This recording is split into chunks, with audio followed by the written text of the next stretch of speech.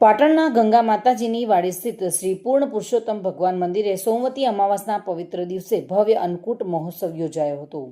આ મહોત્સવમાં લક્ષ્મી બેકરીના ઓનર્સ તથા પાલિકાના નગરસેવક ગોપાલસિંહ ગંગાસિંહ રાજપૂત પરિવાર દ્વારા યજમાન પદનો લાભ લેવામાં આવ્યો હતો। ભગવાન સમક્ષ અન્નકૂટ ધરવામાં આવતા મોટી સંખ્યામાં શ્રદ્ધાળુઓ ઉપસ્થિત રહ્યા હતા અને દર્શન પ્રસાદનો લાભ લઈને ધન્યતા અનુભવી હતી। આશરે કેટલા વર્ષ જૂનું મંદિર છે? આશરે આ મંદિર 900 વર્ષ પુરાણું છે। બરાબર। ગંગા માતા વગર મહારાજના શિષ્ય હતા, જે ચેહર માતાના મોટા બેન છે। ગંગાબેન, ચેહરબેન અને સોનબેન, 3 બહેનો।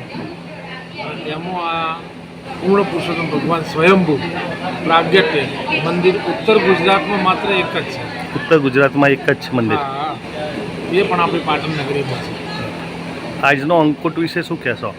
આજનો દરેક પ્રકારના દ્રવ્યો લાવી અને એનું અન્નકૂટ ભરવામાં આવેલું છે।